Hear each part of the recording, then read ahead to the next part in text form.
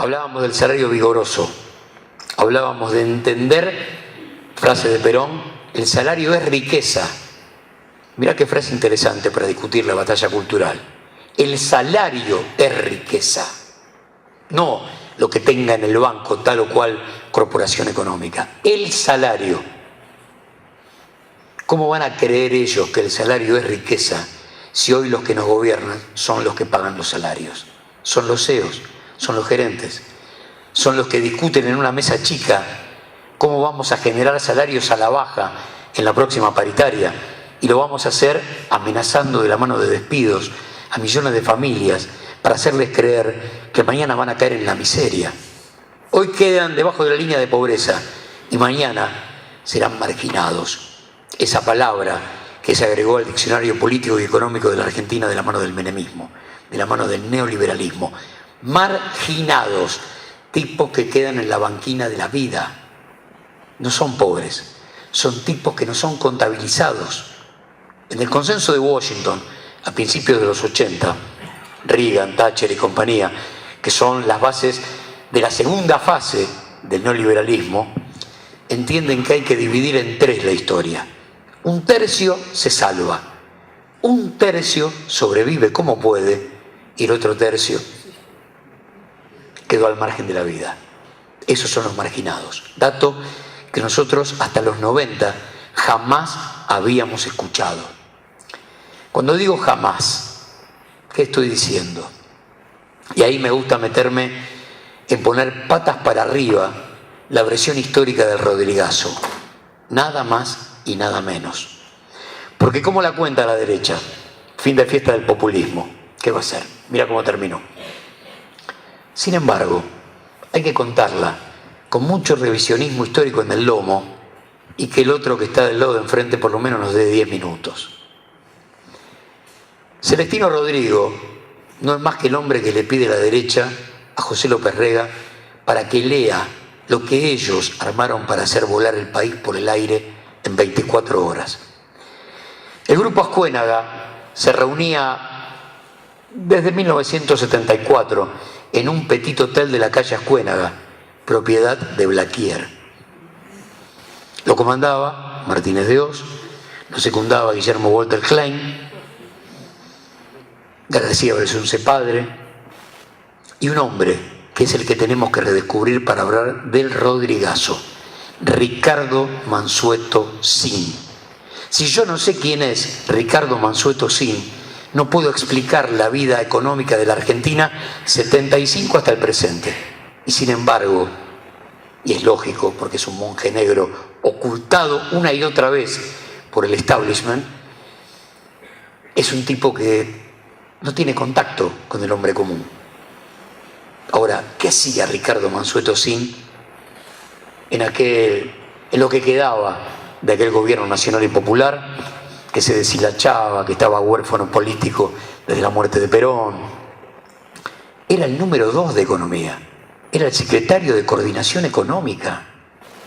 Había entrado adentro de un caballo de Troya a la Casa de Gobierno, había redactado el Rodrigazo y Rodrigo fue el tipo que lo leyó y nada más. Ahora, radiografía económica de la Argentina 75. Producto Bruto Interno, 47, 48 para los trabajadores. 5.000, 6.000 millones de dólares de deuda externa. Nada. Nada que no se pueda negociar y pagar con 2 o 3 cosechas interesantes. Manejable, absolutamente manejable. ¿Qué más? 80% de trabajadores en blanco y sindicalizados. ¿Cuál era la necesidad de decretar la muerte de la economía argentina de la mano de un tarifazo del 300% y un 180% de devaluación? Ninguna. Pero había que hacer saltar el país por el aire para generar la necesidad del papá económico que te vino supuestamente a salvar el 24 de marzo de 1976. Ese día, la economía argentina entró a una clínica con un resfrío y cuando salió, vio que le habían amputado una pierna. Y encima te dijeron, pero es por tu bien. Pero si yo entré resfriado, esto con un par de aspirinas, no, mirá, hubo que cortar. Eso fue lo que pasó con la economía argentina. Exactamente eso.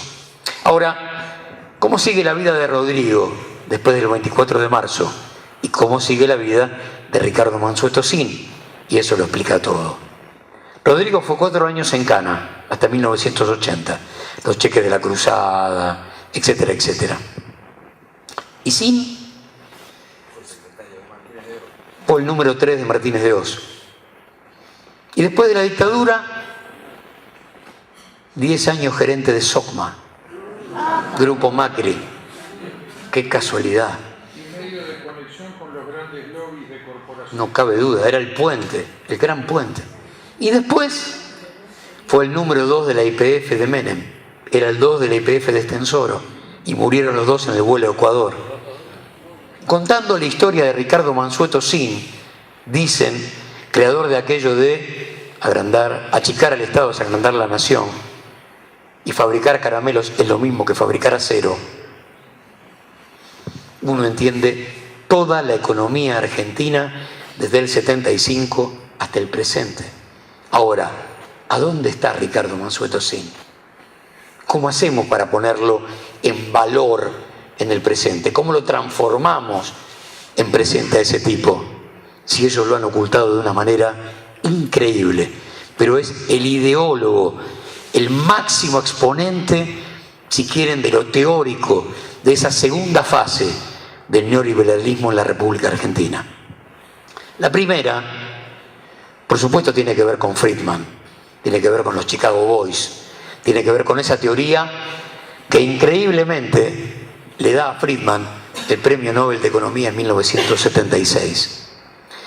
Friedman tiene todo armadito, y ya les voy a contar por qué, pero necesita una sociedad sin derechos, una sociedad con terrorismo de Estado. Y ahí aparece Chile, de la mano de Pinochet. El 11 de septiembre de 1973, Friedman empezó a hacer las valijas y después bajó y dejó las órdenes en Santiago de Chile. Y el neoliberalismo empezó a armarse de manera continental a través de la caída de Salvador Allende. Pero se necesitaba terrorismo de Estado. Volvamos a nuestro ejemplo. Con un 80% de trabajadores en blanco y sindicalizados, con un 50-50 prácticamente de hecho, con fábricas que trabajaban a 3 turnos, con industria nacional. ¿Cómo les decíamos a millones de argentinos, señores, a casa porque esto se cierra? Había que hacerlo con terrorismo de Estado. No había otra forma.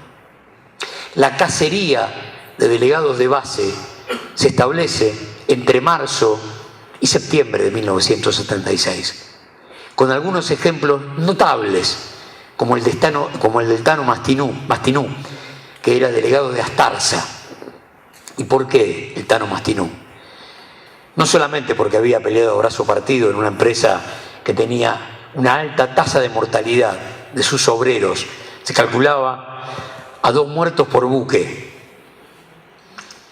y molestaba al Tano, y era perseguido. El 24 de marzo del 76 lo fueron a buscar a la mañana, al astillero. Pero resulta que el Tano hacía 1 mes y medio que no trabajaba en Astarza. ¿Cuánto antes se hicieron las listas? ¿Quién dejó los datos? ¿Quién dejó los nombres? Y lo mismo sucede con los compañeros de Mercedes-Benz, con los 14 desaparecidos de Mercedes-Benz, que son, como ha sucedido en la mayoría de los conflictos del 76 que derivaron en desaparición, son los que encabezaron las luchas contra el Rodrigazo en 1975. Son las viejas coordinadoras sindicales, donde el peronismo revolucionario, el peronismo de base, se unía con la izquierda y salía a dar pelea. Tenemos algunos casos emblemáticos. No cabe duda los más conocidos, Mercedes, Ford. Tensa, en Munro, tiene 20 compañeros desaparecidos. 20. Estamos hablando de una cifra impresionante, y les puedo asegurar que yo me paro en cualquier esquina de Vicente López, pregunto por Tensa y nadie sabe dónde queda. Le pregunto por la historia del negrito Avellaneda, que tenía 13 años y fue encontrado empalado en el río Uruguay Lo tiraron por uno de los vuelos de la muerte que partieron de Campo de Mayo y habían ido a buscar a su viejo, delegado de Tensa, y como no lo encontraron, se llevaron al negrito que tenía 13 años. Yo me paro en cualquier esquina de Vicente López, pregunto por el negrito Avellaneda y por ahí 1 de cada 10 me contesta: